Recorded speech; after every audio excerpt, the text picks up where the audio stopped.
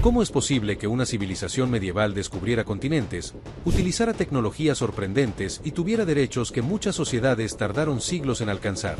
Desde la piedra solar que guiaba sus viajes por el océano hasta los secretos mejor guardados de sus guerreros, reyes y exploradores, estos son los misterios vikingos que casi nadie conoce. Número 7. Descubrieron Norteamérica 500 años antes que Colón. Alrededor del año 1000 después de Cristo, unos 5 siglos antes de que Cristóbal Colón pisara el Caribe, una expedición nórdica liderada por Leif Erikson navegó hacia el oeste desde Groenlandia, cruzó el Atlántico Norte y desembarcó en la costa de Norteamérica. Los nórdicos llamaron a la tierra Vinlandia, al parecer por las uvas o bayas silvestres que encontraron allí, y establecieron un pequeño asentamiento que representó la primera presencia europea confirmada en América. Durante siglos, esta historia, conservada en 2 sagas islandesas, la saga de los groenlandeses y la saga de Eric el Rojo, fue tratada por los historiadores convencionales como una leyenda, o en el mejor de los casos, un relato semimítico sin fundamento verificable. En 1960, el explorador noruego Helge Ingstad y su esposa, la arqueóloga Anne Ingstad, descubrieron los restos de un asentamiento nórdico en Lensalmeadops, en el extremo norte de Terranova, Canadá. Este yacimiento contenía los cimientos de 8 edificios, incluyendo casas comunales con la característica construcción de muros de césped propia de la Groenlandia nórdica, y una fragua con escoria de hierro, artefactos de bronce y una lámpara de aceite de piedra de inconfundible diseño nórdico. La datación por radiocarbono sitúa el yacimiento firmemente alrededor del año 1000 después de Cristo, exactamente donde indicaban las sagas. Lensalmeadops es el único asentamiento nórdico confirmado en América y demuestra, sin lugar a dudas, que los vikingos llegaron a Norteamérica medio milenio antes que Colón, lo que convierte a Leif Erikson, y no a Cristóbal Colón, en el primer europeo en pisar el continente. Sin embargo, el asentamiento parece haber sido utilizado como base estacional para la exploración y la recolección de recursos, más que como una colonia permanente, y probablemente fue abandonado al cabo de unos pocos años o décadas. Pero lo cierto es que, mientras el resto de la Europa medieval debatía si la Tierra era plana, los vikingos ya habían cruzado el Atlántico, encontrado la otra orilla y construido una casa en ella. Número 6. Los vikingos eran obsesionadamente limpios. La imagen popular de los vikingos como bárbaros sucios y enmarañados no podría estar más alejada de la realidad. Las evidencias arqueológicas demuestran consistentemente que los vikingos, para los estándares de la Europa medieval, estaban notablemente bien arreglados. Las excavaciones de tumbas vikingas en Escandinavia, Gran Bretaña e Islandia han revelado que los kits de aseo personal figuraban entre las posesiones más comunes enterradas con los difuntos. Se encontraron pequeñas bolsas de cuero con peines tallados en hueso o hasta pinzas, cucharillas para limpiar los oídos, pequeñas navajas de afeitar y herramientas para limpiar las uñas. Se han encontrado peines, en particular, en cantidades tan extraordinarias en yacimientos de la época vikinga que los arqueólogos creen que prácticamente todos los vikingos adultos, hombres y mujeres, poseían uno y lo usaban con regularidad. Las fuentes escritas lo confirman. El cronista del siglo XIII, Juan de Wallingford, un monje inglés, se quejaba amargamente de que los hombres vikingos en Inglaterra se bañaban todos los sábados, se peinaban a diario, cambiaban de ropa con frecuencia, y en general, se arreglaban tanto que las mujeres inglesas los preferían a sus propios maridos.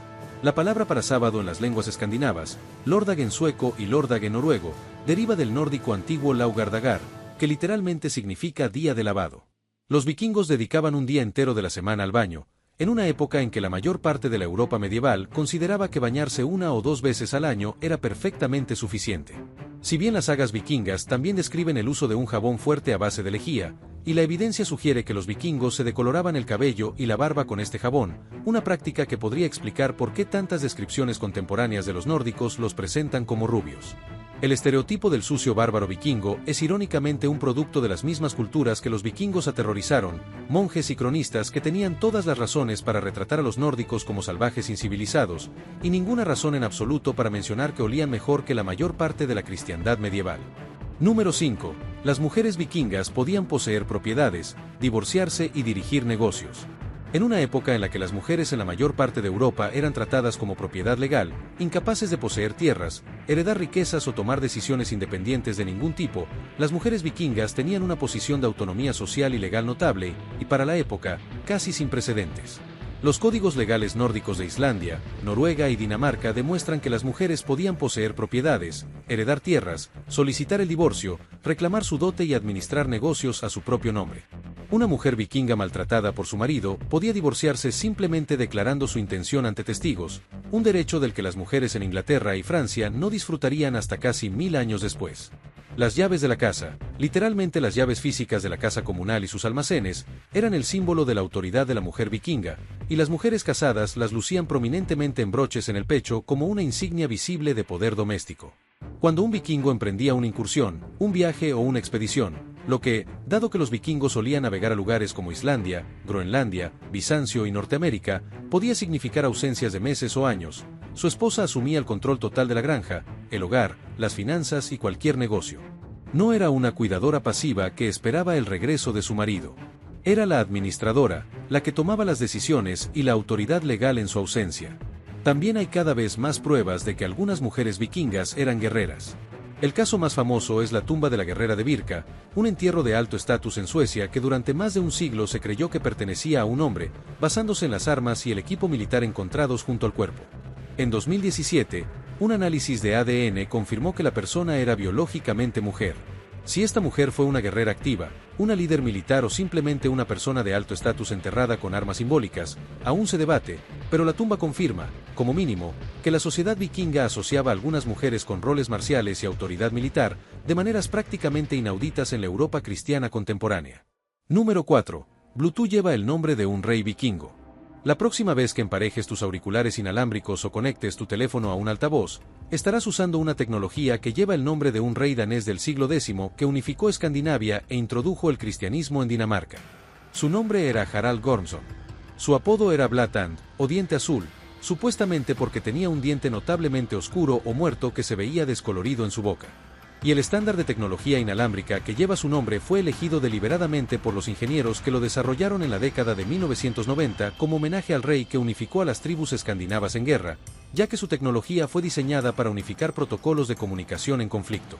El estándar Bluetooth fue desarrollado a mediados de la década de 1990 por un consorcio de empresas liderado por Ericsson, Intel, Nokia e IBM, que necesitaban un protocolo inalámbrico universal de corto alcance que permitirá la comunicación entre dispositivos de diferentes fabricantes.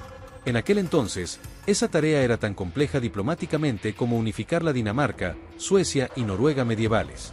Jim Kardec, un ingeniero de Intel que desempeñó un papel fundamental en el proceso de desarrollo, estaba leyendo en ese momento la novela histórica de Franz Benson, Los barcos largos, ambientada en la era vikinga.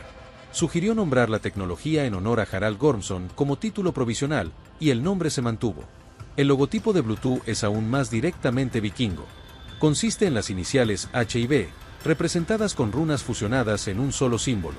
La runa H, Agal, y la runa B, Harkan, se superponen para crear el distintivo logotipo que aparece en miles de millones de dispositivos.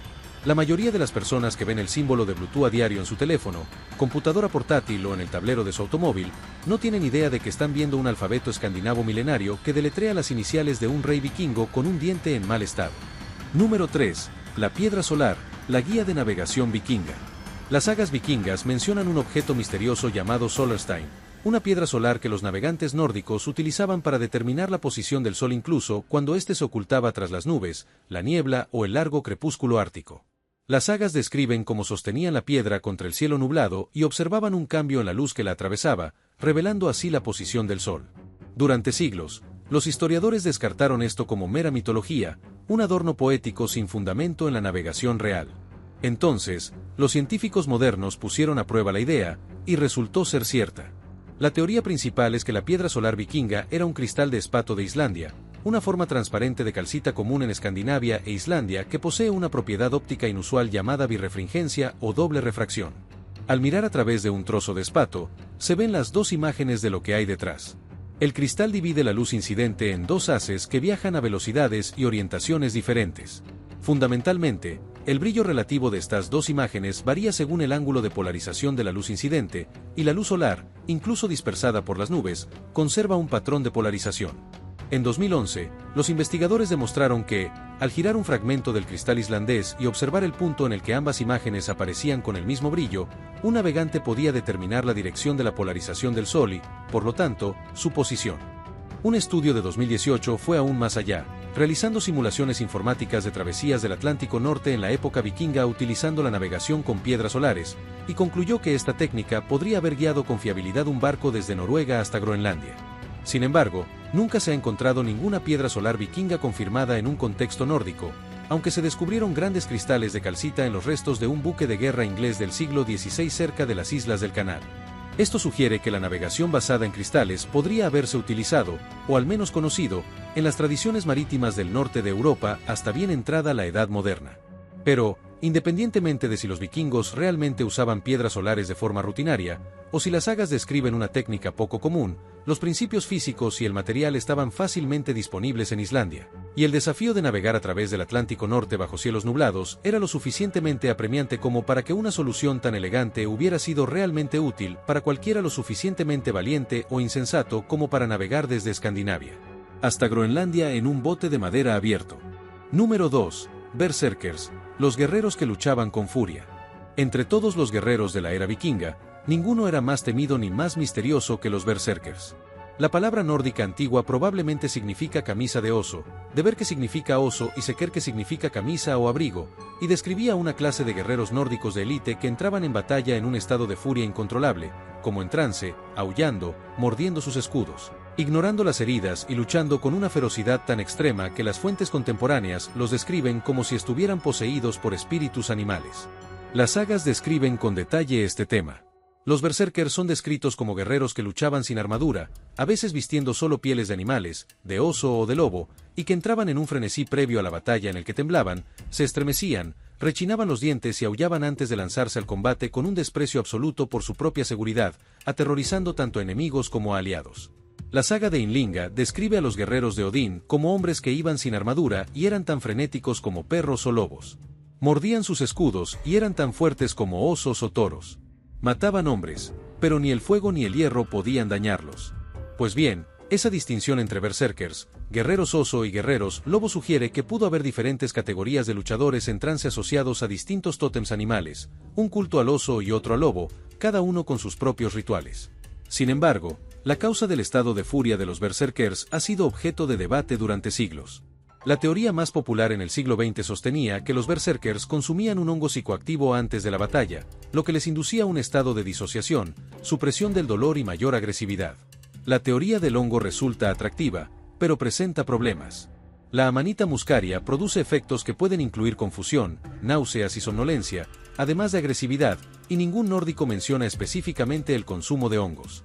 Teorías más recientes sugieren el alcohol, el beleño, una planta tóxica con propiedades alucinógenas documentadas, o simplemente una forma de disociación psicológica autoinducida lograda mediante rituales, cánticos y un frenesí colectivo. Cualquiera que sea la causa, los berserkers existieron, fueron temidos y ocuparon una posición compleja en la sociedad nórdica, valorados en la batalla, pero desconfiados en tiempos de paz. Varios códigos legales islandeses prohibían específicamente el comportamiento berserker, imponiendo multas o el exilio a cualquiera que entrara en frenesí fuera del combate. Ser berserker era, en efecto, un trabajo que solo era legal cuando había una guerra, y cuando los combates cesaban, se esperaba que los guerreros con camisas de piel de oso dejaran de lado su furia y se comportaran como todos los demás, algo que, como dejan claro varias sagas, frecuentemente no hacían. Número 1. Los vikingos cosechaban osos polares como regalos diplomáticos. Los vikingos no solo comerciaban, saqueaban y exploraban, sino que también coleccionaban animales exóticos. Las sagas nórdicas, los registros judiciales y la evidencia arqueológica revelan que los vikingos capturaban, transportaban y obsequiaban osos polares, halcones, morsas, pavos reales e incluso algún que otro alcerreyes, califas y emperadores de toda Europa y el mundo islámico, utilizando a estos animales como moneda de cambio diplomática. Los osos polares eran el máximo símbolo de prestigio vikingo. Los nórdicos groenlandeses, colonos vikingos que se asentaron en Groenlandia alrededor del año 985 d.C., tenían acceso a las regiones árticas donde habitaban los osos polares y capturaban crías vivas para exportarlas a las cortes de Escandinavia y otros lugares.